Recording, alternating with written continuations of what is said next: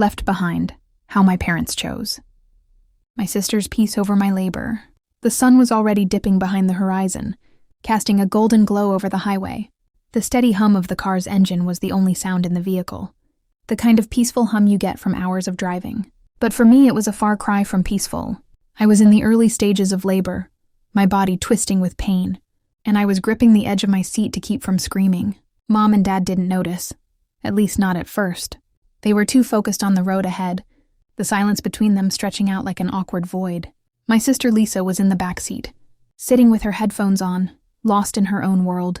She was always like that, quiet, reserved, the calm presence in the family. She hated noise, any form of disruption. And that was the reason we were on this road trip in the first place. I should have known something was wrong when we started. Driving at 2 in the afternoon, Lisa had been in one of her moods that morning, snapping at anyone who dared speak too loudly. "It's too loud in here," she had muttered. "I need quiet."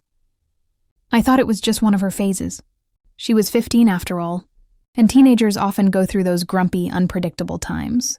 But it wasn't a phase. It was a full-on demand for peace and silence that my parents were too eager to accommodate. When the cramping began, I thought it was just discomfort, something I could power through.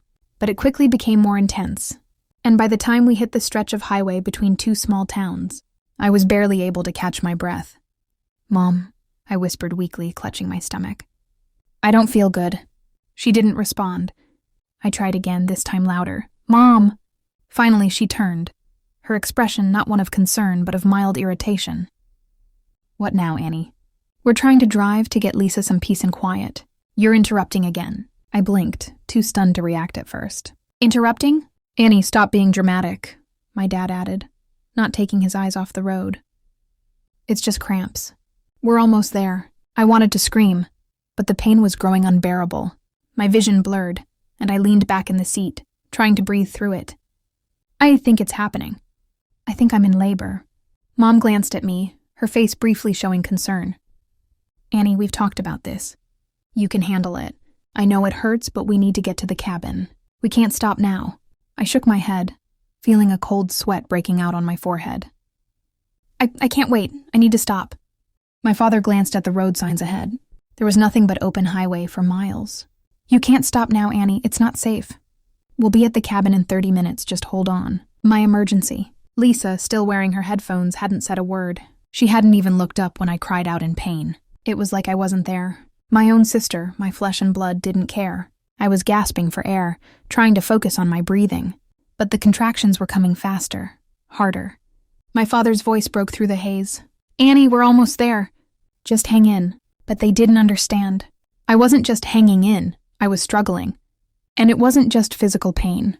It was the weight of the realization that my family had completely abandoned me, that they had chosen my sister's need for peace over my life-altering moment. They had left me alone, literally, in the most vulnerable state of my life. And for what? So Lisa could get her quiet? "I can't breathe," I managed, panic rising in my chest. Mom finally seemed to notice the growing panic in my voice, but her concern wasn't about me. "If you don't stop making noise, Lisa's going to lose it," she said, a hint of frustration creeping into her tone. "Annie, just breathe through it. You can't ruin this trip. You can't spoil it for your sister, my sister." That phrase echoed in my mind like a thunderclap. Was she the priority here? Was my entire existence being discounted because my sister couldn't handle the smallest disruption? I looked back at her. She had her eyes closed, still oblivious, still untouched by my suffering. I didn't know what hurt more, the physical pain or the emotional betrayal. The tears spilled down my face as the next contraction hit, stronger than the last. "Mom, I couldn't finish my sentence before another wave of pain hit. And this time I couldn't hold it back. I screamed. Dad swerved slightly, and finally he spoke, his voice sharper. "Enough, Annie, we're not stopping. You're going to make this worse for everyone." The words felt like a slap.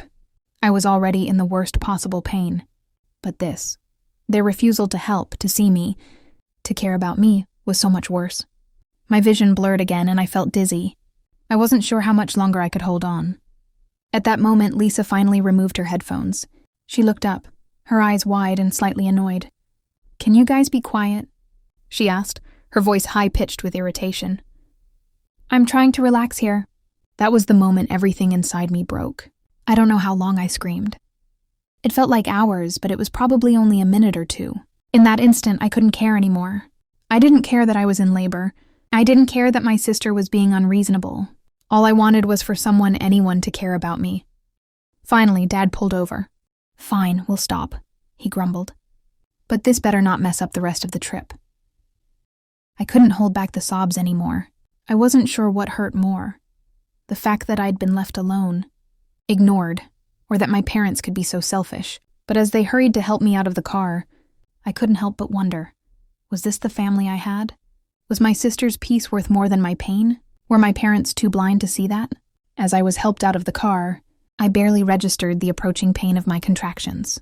All I could focus on was the cold, empty feeling inside me. The feeling that my family was never really there when I needed them most. Epilogue. The cabin was a tiny 2-bedroom retreat on the outskirts of town. It was quiet, just as my sister had wanted.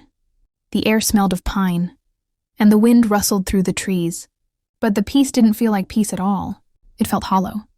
I would give birth to my son that evening in the quiet, sterile hospital room they rushed me to once we finally made it to civilization. I'd never forget how it felt to be left behind, physically and emotionally, by the people I loved most. I knew one thing. No matter what happened in the future, I would never let silence come before someone's pain again. I wouldn't let anyone be left behind.